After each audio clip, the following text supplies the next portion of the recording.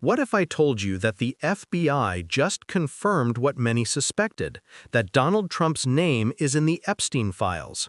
But the moment that truth was spoken, the system immediately began to smother it under court orders and legal restrictions. What we just witnessed wasn't just a tense exchange, it was a masterclass in how power hides itself in plain sight. This wasn't about procedure, it was about protection, not of victims, but of the powerful. The gentleman from New York is recognized. Mr. Goldman. Mr. Patel, does Donald Trump appear anywhere in the Epstein files? I'm sorry, could you say that again? It's not a complicated question. Does Donald Trump appear anywhere in the Epstein files? I didn't say it was a complicated question. I just didn't hear you, so my apologies. We have released where President Trump's name's in the Epstein files and everybody else, and all credible information that we are legally allowed to release has been released. All right, so let's go through that. You're referring to court orders that prohibit you from releasing grand jury testimony under Rule 6E. Is that what you're referring to when you say as the law allows? That's a piece of it. Really? What other evidence do those three court orders you cited prohibit from being released? Information that was collected pursuant to those search warrants that were limited in fashion. Wrong. That's not what the court order says, and that's not under 6E. And you're talking, and I said that's 6E, and I said there was others, and I'm answering that. There are sealed court order documents. There are protective orders. They are unsealed as part of discovery given to Ghislaine Maxwell. They are no longer sealed. That's just not true. We can argue about it all you want. Okay, well, you agree that there are, so your testimony here is that the reason why you are not releasing all of the videos that you have acknowledged, there are so many, and that the FBI spent thousands of hours of reviewing, the photographs, the photographs that you have. You're saying that you're not releasing those because there's a court order requiring them to be sealed? Is that your testimony? Never said that about the videos. On the totality of the videos, of the thousands of images that were seized pursuant to the search warrants executed at the time,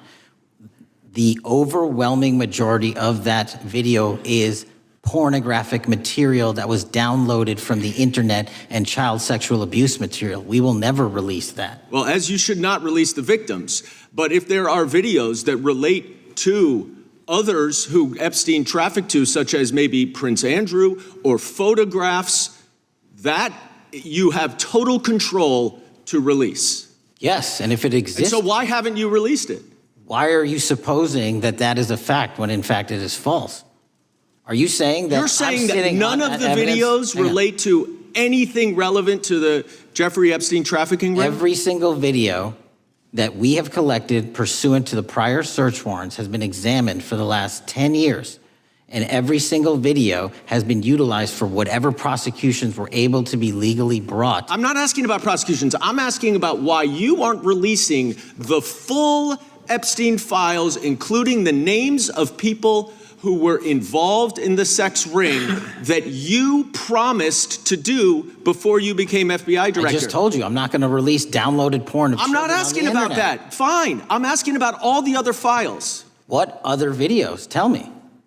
Tell me. That's what I'm asking. Tell me. You're saying there are no videos that would be relevant to anyone else involved in the Jeffrey Epstein sex ring. Pursuant to Mr. Acosta's collection of information based on the search warrants. That's all we have in our possession. And I'm asking you, that stuff. That's all we got. I'm not asking all you got. I'm asking you, in that stuff, there's nothing that's related to any other sex traffic, any other people engaged with Epstein in underage sex. That's correct. To my knowledge, no. Okay. Let's talk about the witness interviews. 302s of witness interviews.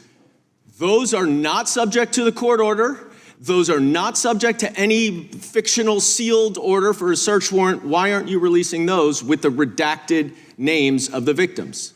We are releasing as much as legally allowed. That's why we went back to the courts. How is that not legally allowed? Sir, do you know how court orders work? Do you know how protective orders work? Actually, Mr. Patel, I was a real prosecutor for 10 years. I know exactly how. So I was a fake one? And I want to understand what the court order prevents you from releasing witness statements that the FBI took. You should know that as a real prosecutor, when the court hand downs a protective order and a motion to seal, the material is sealed unless So that your judge testimony waives here it. is that all of those witness statements are under a court order, a protective order. We are providing everything we can legally provide. No, that's not my question. My question is, why are those witness statements that are not grand jury testimony, that if they were under a protective order are no longer under a protective order, why are they not being released? How are they not under a protective order? Why are you not going to the court like you did for the grand jury testimony to unseal those records? The DOJ did go to the court. No, not on those records. Why aren't you going? You just went on grand jury. Time of the gentleman has expired. You are hiding the Epstein files, Mr. Patel. Time of the gentleman has expired. You are part of the cover-up. Can I respond? Sure can. Any allegations that I'm a part of a cover-up to protect child sexual trafficking and victims of human trafficking and sexual crimes is patently and categorically false in the work of my So I hope you will talk to them when they have requested to speak with you, because the victims have requested and you are not responding to them. When Representative Dan Goldman pressed FBI Director Kash Patel about whether Donald Trump's name appears in the Epstein files, it wasn't just a question about paperwork. It was a question about truth, justice, and who gets to decide how much of that truth the public deserves to see. Patel's response, hesitant, evasive, layered with legal jargon and procedural smokescreens, confirmed what many already suspected, that the powerful continue to be shielded by systems designed to protect them, not expose them. Goldman's questioning cut to the core of a fundamental contradiction in American justice, one where the victims of powerful predators are asked to trust institutions that have repeatedly failed them. When Patel says that Trump's name does appear in the Epstein files, but insists everything legally releasable has already been made public, what he's really saying is there are truths we are not allowed to touch. Truths that exist in sealed court orders, hidden behind protective measures that, in reality, protect the powerful more than the powerless. This exchange reveals something far deeper than a bureaucratic dispute. It exposes the quiet architecture of power, the way the law is used not just as a shield for privacy, but as a fortress for privilege. For over a decade, the Epstein scandal has been a mirror reflecting the moral rot at the heart of elite networks, politicians, financiers, royals, media executives, all orbiting a system of exploitation and silence. Yet every time the conversation nears real accountability, the discussion shifts toward ongoing investigations, court restrictions, and procedural limitations. Goldman, a former prosecutor, wasn't fooled, and neither should the public be. His line of questioning wasn't simply about transparency. It was about the moral responsibility of a government agency that has consistently operated in the shadows. Because this isn't the first time the FBI has been accused of selective secrecy. From COINTELPRO to the Kennedy files to surveillance programs and political leaks, the Bureau's legacy has always been entangled with questions of who they serve, the people or the powerful.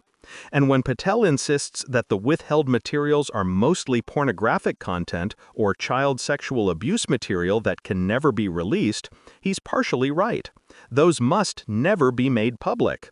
But Goldman wasn't asking for that. He was asking for accountability. The names, the networks, the witness statements that could expose not just one man's crimes, but an entire web of complicity that continues to evade daylight.